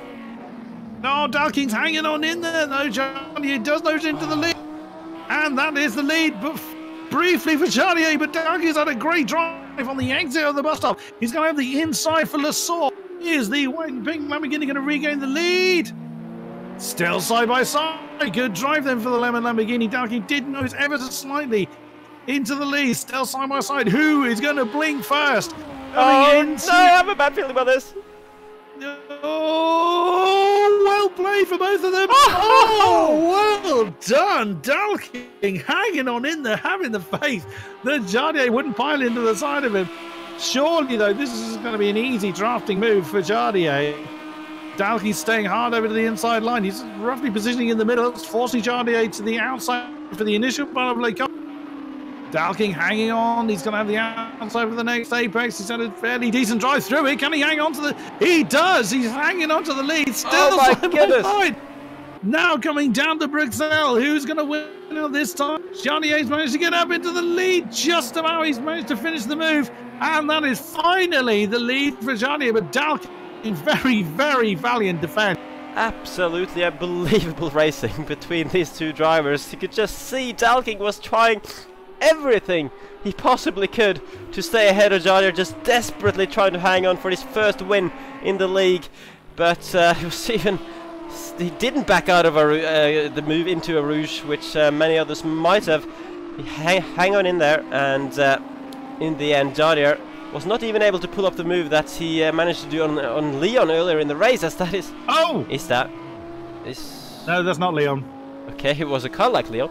So that was... It was. I'm not sure who that was. Typack? Yeah, it would have been Typack. Yeah, a shame. Facing the wrong way at campus. Going to give him battle with Scott, though, at least. Was coming up behind him in the Bentley. But yeah, Dalking, unfortunately, having to settle down in second place after that fantastic sequence of attempts by Jardier, which finally worked out for him down at Brussels. And yeah, he certainly had to work hard for it. And unfortunately, it looks like Dalking's going to have to wait even longer to get a win this season. He's been in positions to get them earlier on. It's never worked out, and he's got 2 more rounds now after this to try and make it happen. Let's see, of course, there's still 10 laps to go. You never know, Jardier might fall off the track somewhere, even though we wouldn't expect it from him. And Dalking could suddenly turn up his pace once again, but at the moment it's looking good for the championship leader. That is absolutely true. Both of them have the ability to get into the 218s. We've seen 217s from Jardier. I haven't spotted 217s from anybody else. So once again, just how does he do it? How does Jardier just continue with these blistering alien-like lap times every single time? There you see that's not technically a 3-way battle. That's actually a 2-way battle between Scott and Typeck. We saw the bright green Lamborghini facing the wrong way. The roaring Bentley's going to have the inside for the first part of Lake On. We can ride on board with Leon, who's watching. This is not going to be helping for Leon, who is actually trying to lap these guys. oh, Leon, that was very opportunistic. He's actually gotten ahead of the pair of them. Very nicely done. Yeah, that was a bit brave on the outside of Lake On, I must say. But Dalking hanging on in there. He's less than a second from the tail of Jardier, but I think that's going to be a very challenging, very, very challenging gap for him to try and maintain. Indeed, it's going to be well, it was already an uphill battle, as I mentioned, for Dalking to defend the position from Jardier. Yeah. But it's going to be even more of an uphill battle now to try and cling on and potentially repass, as this is the close battle now. Benny Seeley having closed up to test it back to you, who's been in with him for a while, hasn't he? He's still not been able to pass. And look how close he is going up our Rouge. And this time it's a little bit closer than last time we were riding on board with him. Coming down towards Le Combe, and this time to Desback, going to the defensive line. Benny Seeley, will he try and pull off the move that Jardier did by starting off with the outside braking into Le Combe? Here we go, around the outside. He's further ahead than what Jardier was, but Tudesbach still managing to hang on in there. Great pace through the second apex, and this is almost a deja vu, but actually Tudesbach just squeezes him a little bit onto the curb to stay ahead, whereas Dalking in that position did not do that, and it's worked out for the Audi. Still staying in second place, because both these guys with the 1 second time penalties, it's not going to matter in this particular battle. It's evened out. So this is very much a battle for position between the second and third, I guess, out of those that have pitted. As another one who has pitted, that is Al, still struggling in that Porsche. It was running very well in the early part of the race, but since then it's gone downhill, down to 13th now, as Dacusa takes advantage of that little off-track excursion. Sadly so. Oh, Dalking's hanging on in there. He's closed that gap back down to Jardier, but oh wow, this is very. I just marvel at how sideways they get every single lap. And that, I believe, is JK they're catching up. Yep, that is indeed 14th place. JK in the Audi that they are closing in on. Actually, Dalking did close as a 10th on Jardier last time around, which is keeping him in contention. So you never know what could happen in the final 8 laps of the race. Zal is just giving himself another penalty. track limits. Wow, again, seeing the tail of that lemon Lambo getting very lively, coming through Puan. And flash of the lights from one Lamborghini. Yep, JK realizes there's another one. That's the thing. You can see one coming. You're minding your own business, trying to hit your own marks. You prepare to let one go, not realizing there's another one in very, very short succession. But JK was on the ball there. And the lead two go through unhindered. They do indeed. No drama this time with the lapped traffic.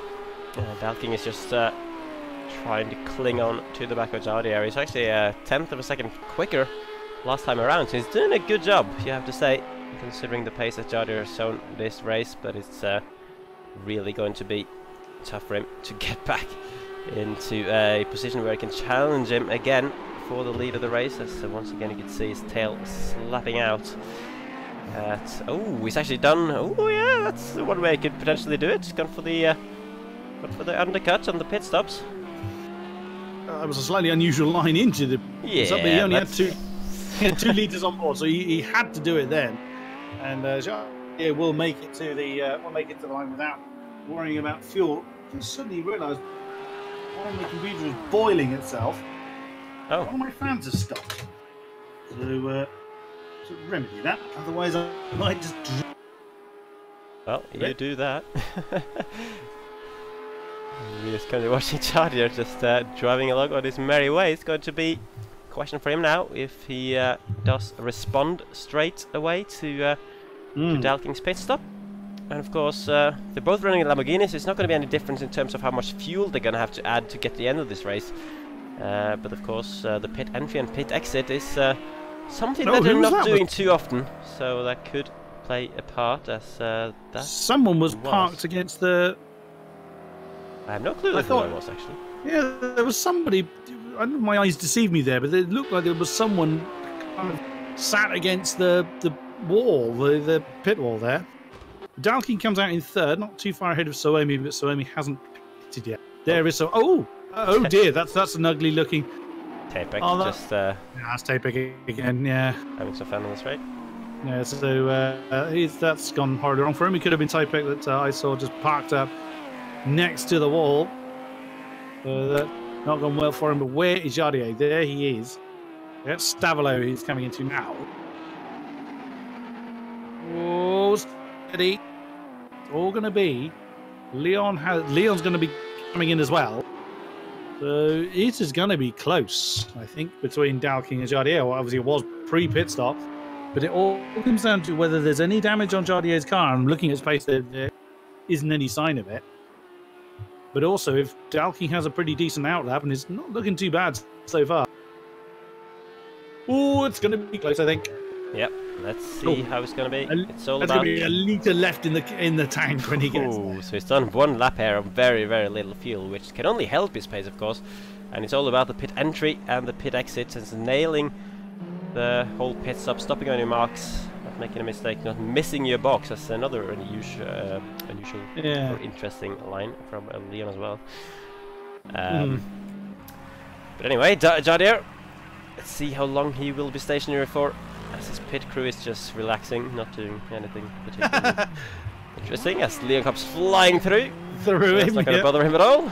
So Dalking now, where is he? Coming through the bus stop. As Jardier's already started moving, I think Jardier has still got a little bit of time to go. It's going to be close. He's at turn 1 as Dalking is coming into the braking zone. I think Jardier's got this covered, but Dalking could potentially have a better run. Nah, Jardier's too far ahead, I think. Jardir's managed to cover him off. Yeah, definitely gone to the Lemon Lambo's favour this time. T-Mac's coming as well. Lusty, he's already been. I think that's the last of it, and Typex finally made it back to the pits. And kills T-Mac on his way. Oh, then runs over him for good measure. They seem to have the same pit box. Same pit box. Look at that effect. It's like a neon, like those old neon lights used to get on the roof instead of underneath. Or was on my screen. I'm not sure how that looked for you. So it's 2.5 seconds there or thereabouts between Jardier and Dalking now. Bear in mind that was well and truly less than a second pre-pit stop. So that has gone to Jardier, or the advantage has gone back to Jardier, I should say. Leon comes back out in third. He is 9 seconds behind Dalking, roughly where he was before the pit stops. Lusty, Lusty's just got ahead of T-Mac post pit stop. So there's a battle there for fourth between the BMW and the Lamborghini. Benazili and Suomi, and two Desert Pack indeed in a battle.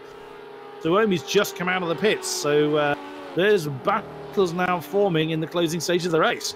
It is indeed three-way fight here, potentially. Benazili, Suomi and two Desert Pack, and of course Lusty with T-Mac up for fourth place, which you have to say, Lusty is having an absolute stonker of a fantastic race for him. So far he's only in 22nd place in the championship. He's never finished above 13th place this season, and he's running in fourth here at Spa. So Lusty can be very pleased, even if he drops through all of these guys down to 8th. He still will have by far his best result of the season. So hopefully nothing bad happens for him. As Suomi is now challenging Benazili. We've seen Benazili made some moves recently in the race, but now he's the one under pressure from Suomi, who is a former race winner, of course. And Suomi's only race winner in this league did come, if my memory serves me correctly, here at Spa back in season 8, I think, as he makes that move because of Benazili getting very, very squirmy through Huon. Luckily, Suomi was able to go around the blue Lamborghini rather than through the blue Lamborghini. But Benazili might be looking to try and get that place back. We would have commentated on that, you and I, season 8. That was the first PCAS 2 season, was it? It was indeed, yeah. Season 8, the only 6-race season, I believe. First one of PCAS 2. Yes, the evaluatory season we had. Benazili not looking to stay content with that small mistake he's made through Puon. He wants that position back, but Suomi is not going to be an easy target whatsoever. As they come into the bus stop, it's too far. Oh, that's not a good run for Suomi, though. Oh, it's so awkward. It's so awkward for Benazili in that situation, because he just doesn't know where Suomi is going to get back onto the track. It gives so much space on the inside into the second part of the bus stop just because he didn't know where Suomi was going to be. That means Suomi was able to stay ahead, but now he's running wide again, and that will give Benazili a run coming towards Rouge. Oh, we're going to see another side-by-side. No, Benazili tucks in behind Suomi. Then you can just see further up ahead, T-Mac and Lusty having their back. Surely then, oh, that's not a good run for Sudes. That's getting very squirrely, but he's kept his foot in it. He's actually gotten into the slipstream of the blue Lamborghini. So we're going to see now, is Benazili going to get in the slipstream? He does. He has a look on the inside of Lacombe, doesn't go for that particular move. Fair enough. Lusty has remained ahead of T-Mac as well, further up the road. So this battle is going to potentially, and actually Lusty is giving himself a bit of a gap. That's nearly a second between the two now. The gap up front has extended to over 3 seconds, and it would seem that Jardier is just going to start to stretch his legs up front. Oh, look at that. Now Tudes is on the back of Benazili. So Suomi's had a good run. Relay car again, the tail of that blue and black Lambo just kicking out as they come down through Puon. That's Nagrin behind them, 2.5 seconds back. He's not going to get involved unless there's impact between these guys as we start to head towards the final 5 laps. Sudes again just making himself very, very known in Benazili's mirrors. No move coming at the moment there from the Audi. Looking at T-Mac on Lusty, he's still in striking range of the M6. So that battle has yet to be resolved either. But at the moment, we'll keep an eye. Well, I'm trying to keep an eye on both these battles, but everyone else is fairly well spread out now. Yes, indeed. And just to correct the little fact that I spouted earlier about Suomi's first and only win in this league, that was actually all the way back in season 6, which is a long time ago, and back in the old podcast game as well. Yeah, so it was even longer ago than I thought it was. So yeah, well, that wasn't in a Lambo then. It was not a Lambo. I believe it was in a Corvette of all things. Oh, nice. You have far better memory than I do. And again, I think I would have been alongside you on that one as well. I'm trying to remember. Oh no, it would have been you and Yorkies. I think it was PCAS 2 when I joined you in Tier 1, because I was Tier 2 back then. Yes, I was definitely Tier 2 for Season 6. That was my second GT3 season after joining AOR. So yeah, I was definitely in tier 2 at that. Oh, Lusty! Very wide. Wow. He kept his foot in it as well. That's impressive. T-Mac, I think he's going to be a little bit too far back. Then now you can see behind Suomi and Benazili. Two days a little bit more spread out, but that was well held there by Lusty. That could have been rather nasty. Could have been trading paint with the wall, but managed to keep going. Wouldn't be surprised if there might be a penalty incurred as a result. He was quite a way off track. That three-way battle seems to have spread out. And Jardier, of course, doing his usual thing of just running off into the distance. Now 4 seconds between himself and Dalking with 5 laps remaining. So he just needs to kind of see that one to the line now. But at the moment, it would seem that 3-car train, you can just see them in the back. Oh my goodness! What a save! Well, hell! What a stunning save from T-Mac through Puon. That's cost him a fair amount of time on Lusty. Suomi's going to start getting interested in that. What a save! That was absolutely stunning. Yeah, fantastic car control from T-Mac. He got completely out of control coming into Puon. Now he's slightly in a no-man land situation, just a second or two behind Lusty, second or two ahead of Suomi, and Benazili as well, a couple of seconds behind in 7th place. Desapak, a second or so behind Benazili. So we're waiting for these guys to sort of condense and start a little bit of a battle here in the last 4 or so laps. Jardier getting through a bit of traffic. That would have been... That was Jay, I think. Yep. It was indeed. Oh, was that Leon? No, that would be Typek. Yeah, he seems to be struggling again. Yeah, Typek now down to last place, 17th, 4 minutes and 20 seconds down on Jardier. Lambos had been running quite a bit by himself down in 17th, but Typek has now had even more issues than Lambos in this race. But 5th place of them for carrying on for 5 and 4 points respectively if they finish in 16th and 17th place. T-Mac now in P5. We can just see this sort of, it's kind of a train. It's just that unfortunately for us they're a little bit too far spread out to actually get into close combat for the time being. So let's hope that will change in the last 4.5 or 3.5 laps in this race. Lap 36 out of 39 we're on at the moment. It's been a long race, but Jardier now in the last 10 or so laps since he managed to get past Dalking in astonishing fashion. He has gradually pulled away and is running comfortably in the place where he is most comfortable and where he usually is seen, Jardier, in P1. Even though he hasn't actually won since 3 weeks ago. The last race I commented on 3 weeks ago was also the last one he won. He's only won one race in the last 5, which is kind of unusual, I think, from Jardier, with Leon and Van Omen taking a few wins. But he's lost positions. He's now in 7th. Oh, that's unfortunate. Suomi now up into 5th, so he's overhauled T-Mac. Oh no, sorry, it was T-Mac that's lost the position. Otherwise, Benazili was on the back of List. It wasn't. It was T-Mac. So Suomi's actually overtaken T-Mac. So I think the black Lambo has had a problem somewhere. But that puts them in short order. Let's see if T-Mac is able to hang on to of Suomi as Shard. Well, that's not a useful camera. Where's he? Oh, he's very much up there, just enjoying the scenery around Bruxelles. Wasn't it around there that you won Spa one year? Mr. Yes, Fizz? I was well, qualifying. I was chilling out at the top of the hill to the right, looking to the right, going into Puon. And then for the race, I was chilling out on the Camel Straight, as you do. As you do, yeah. So last year, that was quite an experience. Spa, fantastic track for spectating, I have to say. By far the best track I've been at. Even better than Silverstone in terms of general admission, because there's so many good places to watch.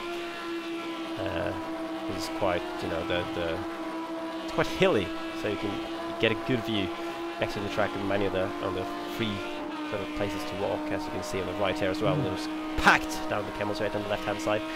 And they would have enjoyed this battle, and move coming up potentially with Nagram trying to break down the inside of Tudesepak, but Tudesepak late enough on the brakes to keep him at bay for the time being. That's a battle for 8th position with 3 laps to go. Tudesepak, of course, has that 1 second penalty, so it might not actually matter too much in the end, but... oh, Suomi's on Lustig. Oh, Lustig's had a terrible run in through the no-name corner. That's allowed the Lamborghini to fly up alongside. Oh, he's going to go for an outside move around Puon. Wow, you've got some stones. That's a great move, but of course that's compromised because he doesn't want to slam into the side of the Lambo. The BMW backed off. Suomi's gone through up into 4th before he gets the canvas. What a move! Very nicely done, but that's brought T-Mac and Benazili back into that particular battle as well. So in the closing stage of the race, this battle has completely reignited. Of course, we were looking at Tudesepak and Nagaram as well, so that battle for 8th continues. Where are you going, T-Mac? A little bit too wide coming through port for 8. Can the BMW do anything again? Lamborghini ahead. He's going to be a little bit too far back, kind of thought. Getting a little bit. Oh, Tudes lost that position to Nagaram. He's had a bad run through Stabilo and port for 8, so that's 8th then to the black Lamborghini. Oh, that camera gets me out every time. That 4-car train continues as we have 2 laps to go. Indeed, and Suomi was a man on the move in this train. Just look at the lap times running in the 2:19s, but the other man on the move is Benazili in 7th position, and that's the man we're on board with at the moment. So on pace, you'd expect him to be challenging the 2 cars ahead of him, but those 2 car guys might get into a battle between themselves before that's going to happen, because they're very close now, running Linus there and up through Rouge. Lamborghini behind the BMW. Lustig very much under pressure to make his best finish of the season, as good as he could possibly be, hanging on to a top 5 at the moment and getting a better run. Actually up through Rouge. Oh, nice. Again, a slowdown for T-Mac. I think that's the 3rd time in this race that we've seen T-Mac slow down, going down the Camel Straight as Lustig is completely sideways through Lecombe, and he's actually kept ahead of Benazili. Oh, that was so sideways that I was sure that Benazili was going to get the position, but maybe he was lucky, and actually it was sideways on the racing line, so Benazili, rather than go round him, actually had to slow down a bit. Yeah, T-Mac must be so frustrated with himself. Keep losing time to the dreaded slowdown warning. Because, like you say, that's several times we've seen at that very same point coming onto the Camel Straight. That seems to be his weak point. Another fastest lap from the man out front. Another 17.9 by Jardier. So he's not slowing down, and he has started lap 39, the final lap. That's how much longer Lustig has got to hold on to Benazili. That's Suomi's just gone. He's not hanging around. He's already opened up about 1.3 seconds from the BMW. Benazili has got a fair amount of work to do to get past the BMW. And then you've got T-Mac behind that hasn't lost the drive to try and get up the field either. So there is still racing to be had. Yes, indeed. There's going to be 1 remaining lap after this one, I believe. There is Jardier. Look at that again. And T-Mac getting close as well, coming to the bus stop. Lustig is hanging on in there, and that was close to a collision. Benazili just storming down the inside line into the bus stop as Lustig turned in from very, very wide, and there were 2 lines that very neatly didn't work well together.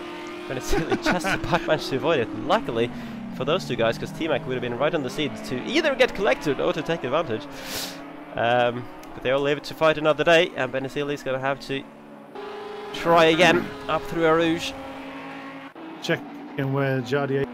He's coming through Stabilo. No, he's not coming through Campus, so he's got half a lap. There we go then, Benazili on the BMW off Lustig, trying to demote him to out of the top 5 as they're coming towards a back marker as well. That's going to work out well. Lustig on the inside, trying to defend. It's braked not quite late enough, it looks like, because Benazili is on the outside and Lustig is trying to hang on in there. T-Mac just waiting for an opportunity to get his car through, and he's trying to go for it now. It looks like it could be a 3 wide coming into Brussels. This is unbelievable. How are they going to make this work? And that is a little bit of a push from the inside from T-Mac. They're all managed to get around the corner though. Benesili on the outside getting both of them, and that looks like it's a move done if he can just nail No Name, and he has done.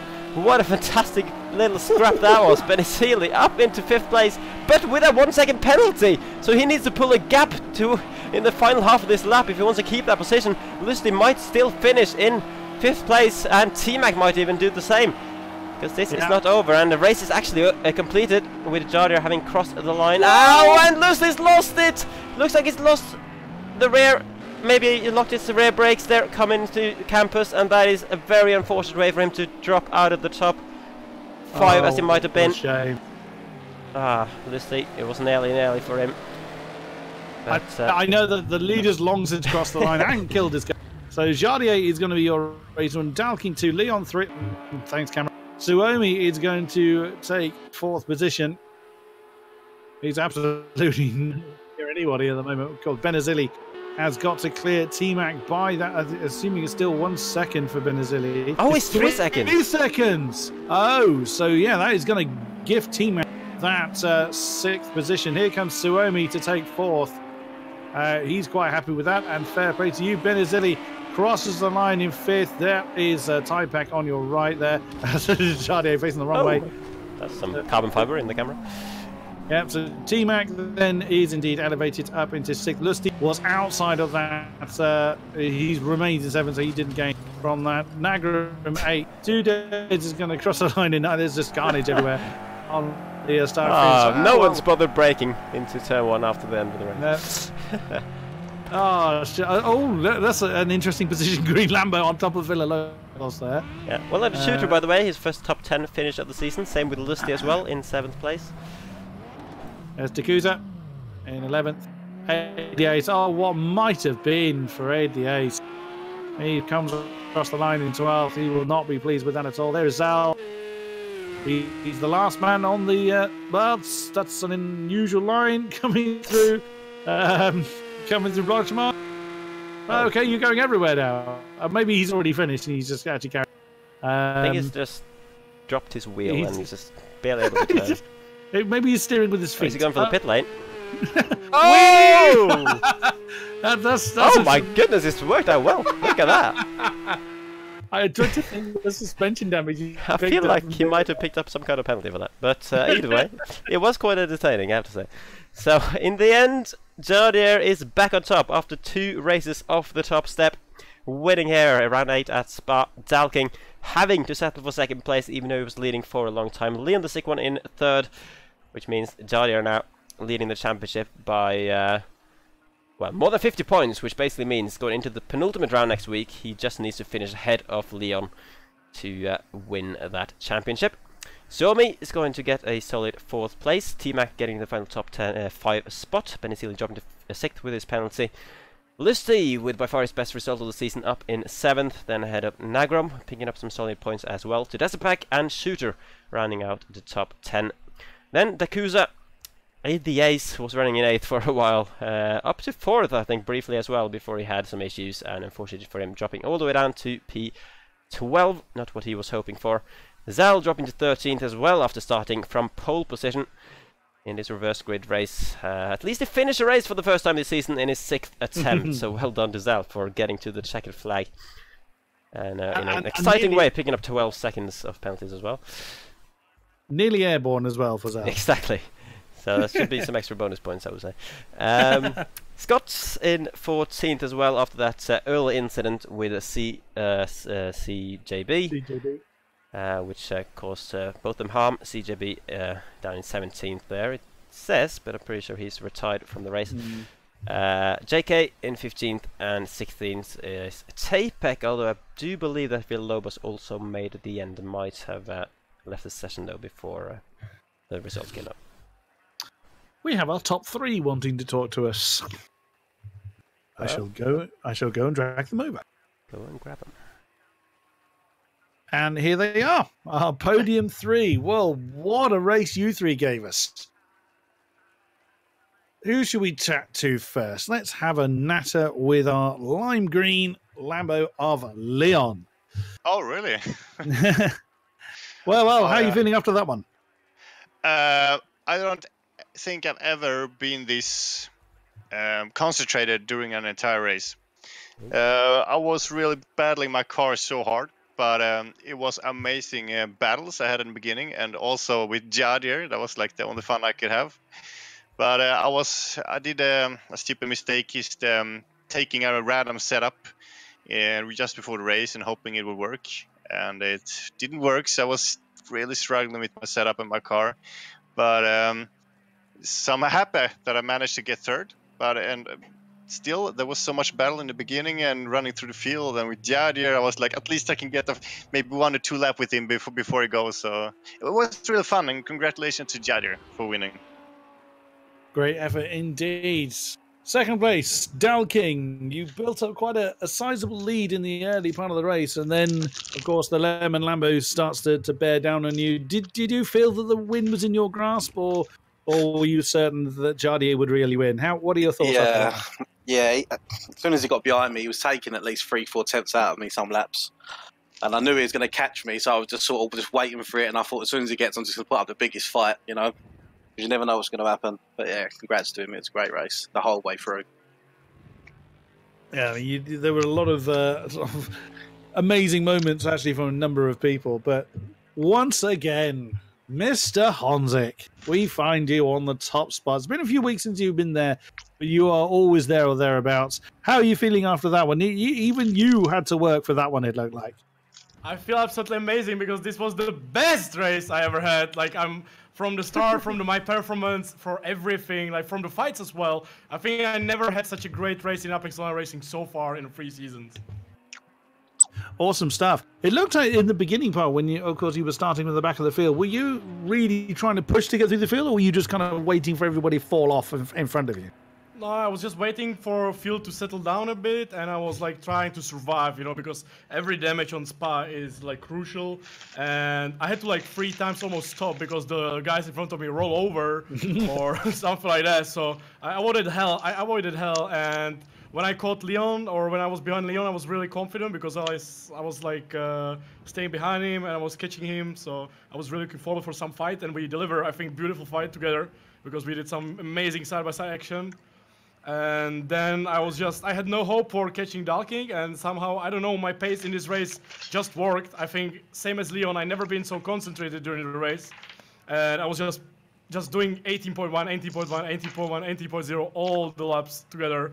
And thankfully it worked to catch Dalking, and we had an amazing fight, and luckily for me, it worked for me. I'm just so happy. Right, so next race, we're going to put you in a Caterham.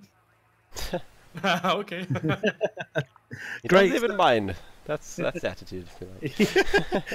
Great effort, Jadier. Well done once again on an impressive win, and storming on towards another championship. But still 2 rounds to go. And if they're anything like tonight, we are in for a treat as the season winds up. Absolutely. Well, that was certainly a very exciting third from last race of the season. There's still 2 to go. Bringing up the calendar quickly. Let's see. That was Spa-Francorchamps, of course. Texas Road is coming up next. I've never seen a race there, so that's going to be an interesting one. I wonder if the drivers have ever raced there as well. So, Texas road course. Of course, that's normally an oval, I believe, where they're now using the road layout, of course, for around 9 of the season, and then we're going to end off at Laguna Seca, which is a little tricky circuit in the desert. So, 2 good races more to look forward to. Jadier, of course, having a good grip of the championship, but we've seen with the challenge of Dalking and Leon that race wins are not guaranteed, even for him. He has to work for it, and hopefully the last 2 races will be the same as well. So thanks to everyone who has followed us through this race. I really appreciate you watching and tuning in. Hope you've enjoyed it. Thanks, of course, to all the drivers for putting up a good show here at Spa, and to King-Kodiak for joining me in the box. Always a pleasure. And with that, I'm going to round off and say thanks for watching. Join us next week at the same time for round 9 of the season, potential championship decider. We'll see you there, and good night.